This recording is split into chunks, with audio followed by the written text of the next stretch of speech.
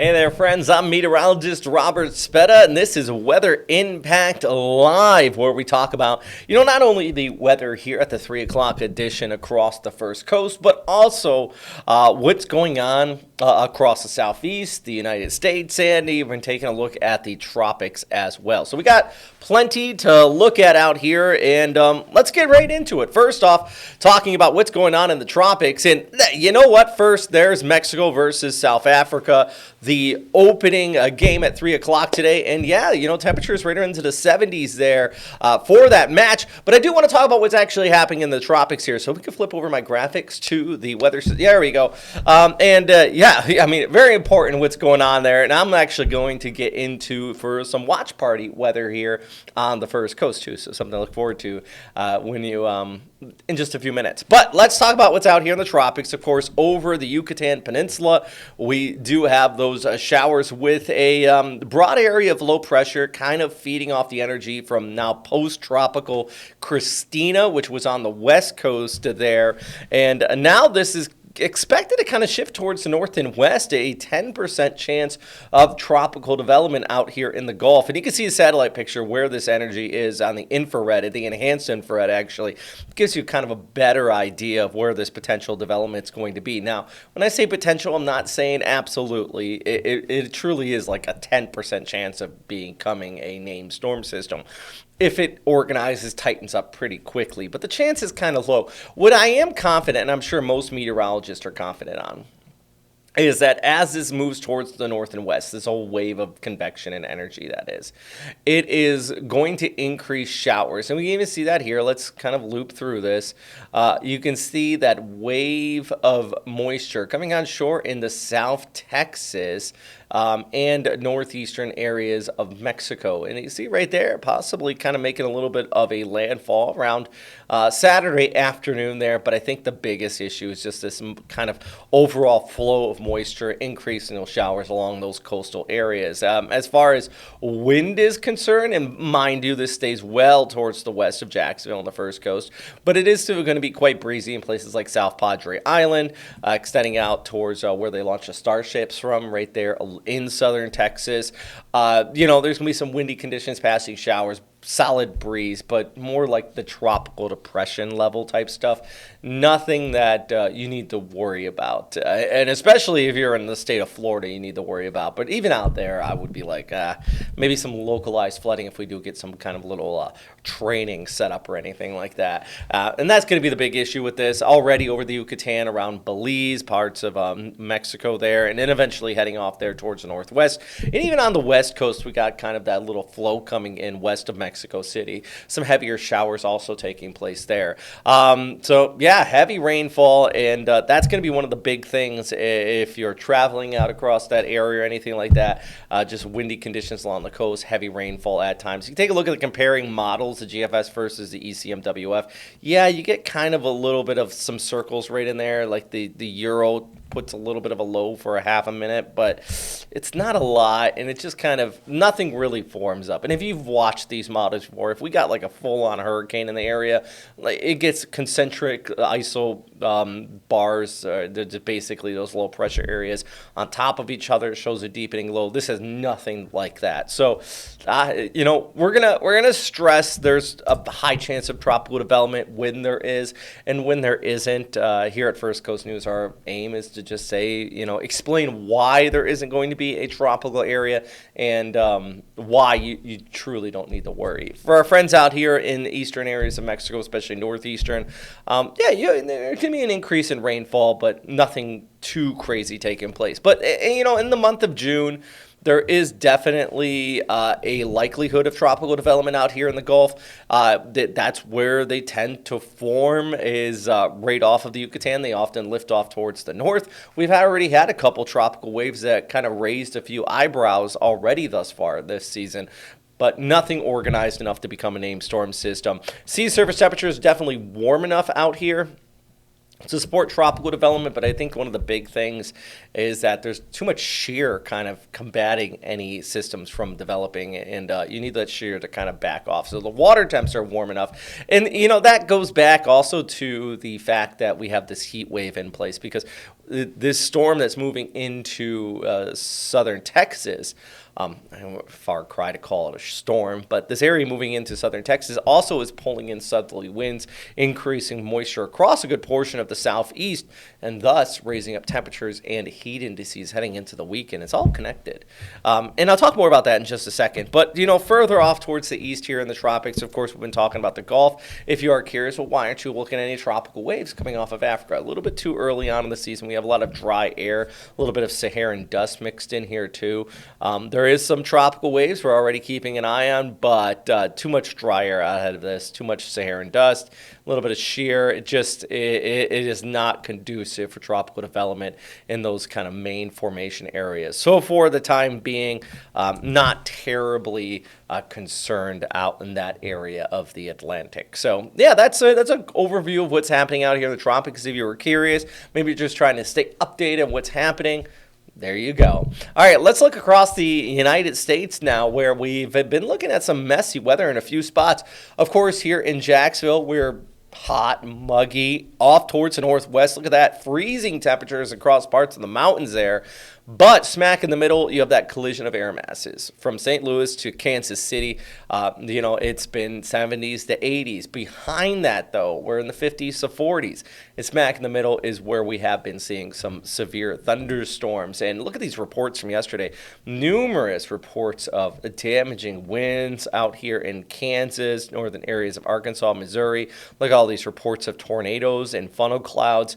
Some rather damaging. In fact, out here towards Wisconsin, I saw reports of some of our homes being destroyed here in one of these wind events, not so much the tornado, but the straight line winds. And then even over towards Chicago, we've also had numerous reports of damage to buildings out here. And let's show you some video out of the Chicago area because, they are still picking up the pieces from yesterday. Down trees, a lot of that. I mean, it's a very wooded city, especially once you get into the suburbs. Well, unfortunately, this can happen when you get these winds up to 50, 60, 70 miles per hour. That is right along the lakefront right there, actually, one of the parks. And, this is the type of damage. Now, thankfully, there has been no reports of any injuries or anything like that. So that's the good news for our friends out here. But unfortunately, a lot of downed tree limbs, and it's going to loop back around here because I do believe we have some video here also of the damage to the roofs. A lot of roofs kind of been peeled off, some damage to some buildings right there. This is another kind of look right in there. So, yeah, Chicago looking at some pretty messy weather. Actually, check that out, zooming right in on it. Yeah, even some high-rise buildings getting a little bit of damage from these gustier conditions. So, yeah, it does go back to these high straight-line winds right there. That's what I was waiting for. That's a wild image of some of these buildings that got peeled back, their roofing, just because of these gustier conditions. And always remember, we had no reports of tornadoes or anything around this area, but when you get those winds that high, they do cause issues regardless if it's a tornado warning or not. And this always goes back to what we say here at First Coast News. A severe thunderstorm warning, if you're under one, you still should treat it seriously. Get inside, get to a protected spot, just because you can see here, they can pack a punch, and we've all seen that here on the First Coast and around the Jacksonville area as well. So, yeah, that's a look at what's happening for our friends out there in Chicago. Now, today, they actually have more storms that are being seen here further towards the south and west. And let's take a look at our satellite and radar here because, my goodness, actually already moving across parts of Missouri, Arkansas, into Illinois. On Thursday morning, we've had tornado warnings. This whole line, overnight, a nocturnal line, continuing the fire up through the morning hours, and really serious stuff. Once again, this is on Thursday, not Wednesday. Thursday, another line of storms heading towards Chicago, Milwaukee, Quincy, moving away from Des Moines. So a pretty broad range of impacts and serious weather there as this whole line kind of works its way west towards east. So shout out to all our friends out there. And if you have any flights going in and out of Milwaukee, Chicago's a big hub. be ready for the potential for some delays, maybe even some cancellations, especially if you get some of those severe thunderstorms, and obviously if there is a tornado warning in your area. All right, in just a few minutes, we're going to come back and we're going to talk more about what's happening here across the First Coast, our weather that we seen yesterday, some tremendous amount of rainfall, and what we're going to look at coming up throughout the upcoming weekend. So we'll be back in just one moment. That is the Protector. This truck is a beast. It's got all the tools on it. I love how big the tires are. And this is going to be able to show you the weather around the First Coast like you've never seen it before. The Protector really is going to help protect the community. So you can see what it looks like on the ground. And that allows folks to really take action and do something about it. And it gives us that edge in continuing to be the most accurate weather team. Sponsored by HananiahAutos.com.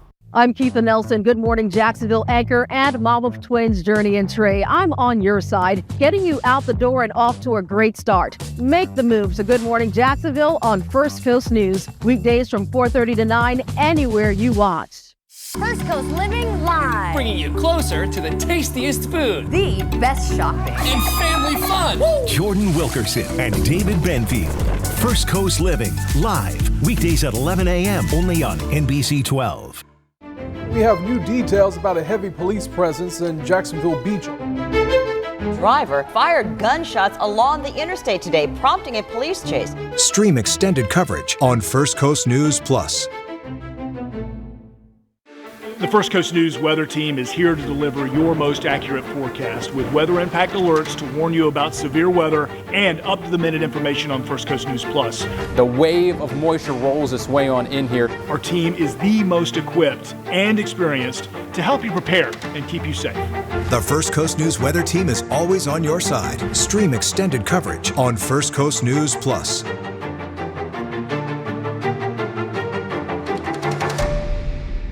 My mission is to help you get to where you're going safely. Whether it's helping you beat the backup on 95 or navigating the slowdown on JTB, we've got you covered. Make the move to Good Morning Jacksonville on First Coast News. Weekdays live from 4:30 to 9, anywhere you watch.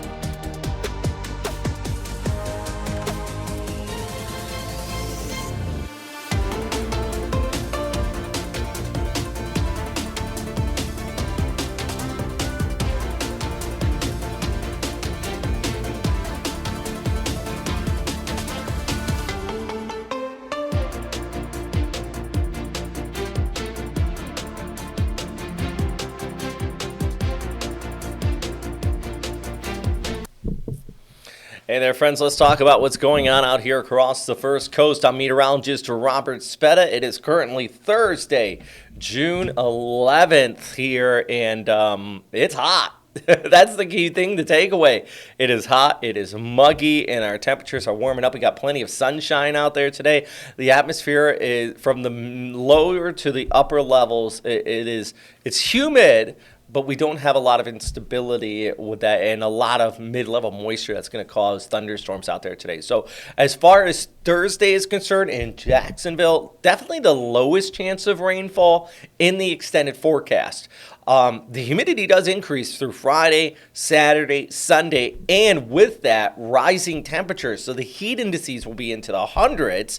And on top of that, the rain chances are going to increase, and we're going to have some heavier showers Saturday, Sunday, and especially in the Monday and Tuesday of next week. So I know it's hot, but at least today it is relatively drier out there. You're going to get out and enjoy the weather while it does last because, things are going to change up a bit. And then we go ahead here through Thursday afternoon. You can see our futurecast temperatures by 3, 4 o'clock already up into the 90s. See a few isolated kind of spotty areas of rain trying to develop from 301 and back towards I-75. Very isolated. That's about it. I don't even see thunderstorms popping in with this today. It's just isolated showers, and outside of that, not too much to talk about. Friday, very similar setup. You see a couple areas kind of developing out there, but it's far cry from what we're expecting over the weekend with the increasing moisture and a bit more scattered with the showers there. So very isolated stuff. One of those where, like, if you get hit by rain, you're going to feel it. It'll be heavy potentially at times, but it's going to be over a very small area, just a few miles probably, and that'll be about it compared to the entire First Coast. 93 degrees here on our Thursday, though. Yeah, that's the high. The heat index definitely climbing. I mean, we're up near the Ox as we go ahead through 4, 5 o'clock, especially if you're standing in any area that is blacktop or paved, where the heat kind of reflects a little bit more off of the ground and radiates. Oof, gets muggy and hot. If you're going to any World Cup watch party, I will be at the Block this evening, actually, for First Coast News, not cheering any particular team, but I do believe Mexico and South Africa are playing at 3 o'clock. And, yeah, that's, like, we just showed that at the beginning of this. That's the weather for here, not for the game, although the weather for the game's not looking all too bad either. But weather for here, if you are outside any of the weather watch parties, be aware of, drinking water in lieu of other beverages that could dehydrate you pretty quickly. That's going to be one of the things. Plus, standing outside too long in that heat, just mind you, it's going to be hot. Friday, the U.S. actually playing here on Friday, and also another hot day in the forecast, 94 degrees, feeling like 100 plus. And plus, mentioned a moment ago, the isolated shower chances that are still going to be in our forecast here. So still hot, still muggy, isolated chances of rainfall. And this continues heading into the weekend with the hot, the muggy, with a bit more scattered afternoon showers here on Saturday over towards Sunday as that humidity continues to increase and we get a little bit more instability in our forecast. So any outdoor plans this weekend, get out there in the morning. You should be fine. It's during those afternoon and evening hours. We get that sea breeze set up, creates that instability and increases those chances of scattered showers all across our area. So that would be my suggestion. If you're going to take out the boat, try to get out there, right after sunrise. You can beat kind of the worst of the heat. Still enjoy your day if you want to go for a jog or a run or anything like that. But because by the afternoon, you got to deal with the heat, you got to deal with the humidity, and you got to deal with the chance of rainfall. And I would highly suggest staying inside, trying to avoid all of that mess. All right, so let's take a look at our broader future cast here. Now, it's that high pressure area that's just pumping in that moisture from the south, and it kind of creeps a little bit towards the west. We get that low trying to develop, as we talked about, in the tropics that is going to push on shore into South Texas and northeastern Mexico. And then we get a little bit of front moving in from the north by the end of the week, and that's also increasing. So we're kind of sandwiched between the high towards our east, pulling in that southerly wind, helping to increase humidity. We get that added instability with that front coming in from the north, and then you have a little bit of that tropical moisture kind of getting fed in from the south due to that area of low pressure off towards the west, and this all comes together, which by especially Monday and the Tuesday, we're really going to have a big uptick in our chances of rainfall. So it increases over the weekend. By early next week, it becomes a lot more scattered to widespread with those showers out there. And it all goes back to, as mentioned, that southerly wind, that southerly moisture building in here across the First Coast and thus increasing those showers. We need the rain, though. Let's stress that, definitely. But this is as of Thursday here, June 11th. The drought index has improved for a good portion of our area just a month ago. I tell you, basically from here east of I-95, all of southeast Georgia, back when we had those fires going on in Clinch County over towards Brantley County, this entire area was either extreme or exceptional. We were just such in a bad drought. We were almost 2 feet below the average deficit in Jacksonville. And today, it's still a pretty decent drought for a lot of, especially areas around the Big Bend. We still have an extreme drought. It's not like this is a good thing in Clay County, western areas of Duval. But especially Southeast Georgia, really improved quite significantly. And I say improved quite significantly, this is good news, but all of Southeast Georgia outside of not Nassau County, Camden County, still under a severe drought. So this is still pretty rough. Now, you might be curious, okay, well, we've got all this rain lately. What's going on? Burn bans have been lifted? Well, that's short term. And after heavy rainfall, the topsoil can get a little wet. Plants start to turn green, less of a fire risk. But if you go and look at rivers, so like if you're in Suwannee County and you go out to the Suwannee River, or if you're in Charlton, you go out to the Okefenokee, you'll notice that water levels are lower than normal. I noticed that yesterday in some rivers, despite the fact they had all that rainfall out here in Glenn County yesterday, which I'm going to talk more about in just a minute. The river levels were still running a little low away from tidal areas, So, yeah, that's kind of the big issue here in the long term. The rivers, aquifers, reservoirs, all running a bit below the average. So the rain still is a welcome sight, despite it probably affecting some of your weekend plans. It is still going to be a little bit of an issue out here. But I think the bigger issue outside of the showers over the upcoming weekend is definitely going to be the heat that is in place. Look at this Friday, Saturday, and into a Sunday. Yes, yesterday I talked about, I was just talking about those rain showers there across Glenn County. In fact, yesterday we took the Protector out there to check out some of the rain, and we show some of the video there. And this is something I do want to kind of note, because we had those heavy showers here, about 6 to 7 inches in spots. And if you don't mind, Malcolm, our director behind the scene, playing that video from yesterday, if we have it. There we go. So this is from the Protector, and this is all of that rain that came down. And yeah, it does look like, okay, what's going on there? We have a drought. What are you talking about? Right here, you have one of the deers that jumping in across some little ditch there, and they get kind of stuck in the water. It's not stuck, but they do make a lot of splashes. The point is, you see this and you go, what are you talking drought?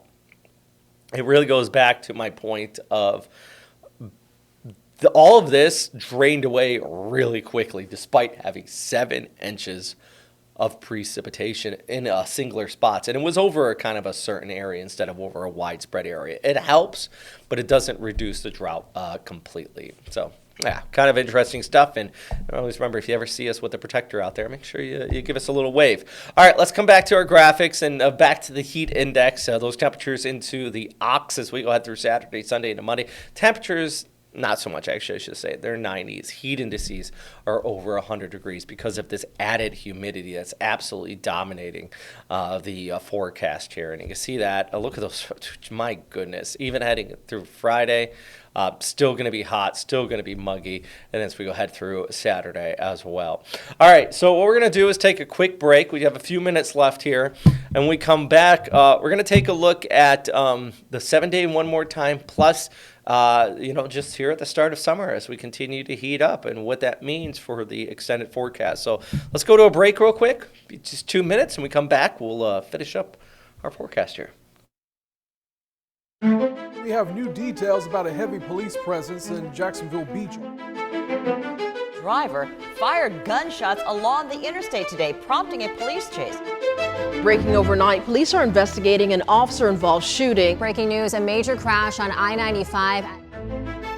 Routine controlled burn got out of control. First Coast News was the only station there. Stream extended coverage on First Coast News Plus. On Weather Impact Alert Days, stay informed, prepared, and connected with First Coast News and First Coast News Plus. Coverage that alerts you to what's coming and how it will impact you. Watch extended weather coverage with First Coast News and First Coast News Plus. The First Coast News Plus TV app. Streaming 24/7. Local news from the team you trust on your time. Track how the weather will impact your day. Had the umbrella in the back seat, the rain jacket ready to go. Extended, continuous coverage of breaking news, live from the scene. Let's get some breaking news we've been following overnight. Go deeper with in-depth interviews and exclusive reporting. All the local news you need, live or on demand. First Coast News Plus, complete coverage of your local news, weather, and more. The First Coast News weather team has your most accurate forecast with weather impact alerts to warn you about severe weather. Our team is here to help you prepare and keep you safe. The First Coast News weather team is always on your side. Stream extended coverage on First Coast News Plus.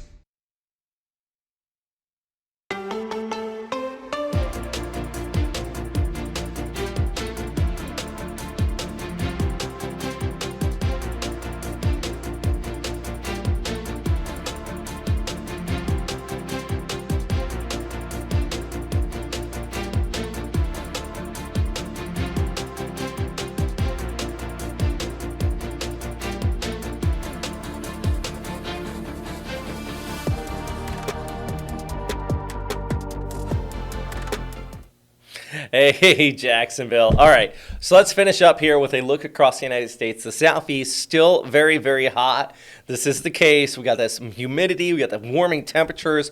Pretty wild stuff. But just a reminder, in just about a week and a half, the summer solstice is here. And the longest day of the year in Jacksonville, that means 14 hours and 6 minutes. I know for our friends up north, it's like 18 hours in Maine, and for the sunrise here though we're a little bit closer to tropics. It's gonna be at 6:25. Sunsets at 8:31 on that, the longest day in the northern hemisphere, and it's coming up pretty soon. But it is not the hottest day due to us having such a approximate location towards the oceans. We get a lot of modifying effects. There's a little delay in the warmest temperatures. It's actually July 24th. And I point this out because we are still in early June. We're still about a month and a half early on the warmest temperatures of the year, but we're already going to be hitting some of our what we would be seeing there in late July. We're going to be high 90s, heat indices into the hundreds. Heat advisories are possible over the upcoming weekend, so make sure you're staying cool, staying hydrated, and obviously keeping an eye on the sky out there for a chance of any strong storms. If we do have any severe weather, though, through this upcoming weekend into Monday into Tuesday, of course, we'll be right here on FCN Plus, doing our best to keep you posted and tracking along here. I don't know how many times in the weekends I've sat here for 3-4 hours at a time just tracking a storm and doing our best to keep you informed. So if you're curious, anytime we got some severe weather, make sure you turn on the app and you can follow along. Don't forget at 4:30, we have Weather Impact live, and then we're still streaming on FCN Plus at 5, 6, 7, and 11. I'm meteorologist Robert Spetta. As always, thanks for stopping by here for our early edition of Weather Impact Live, and hope you have a great day out there.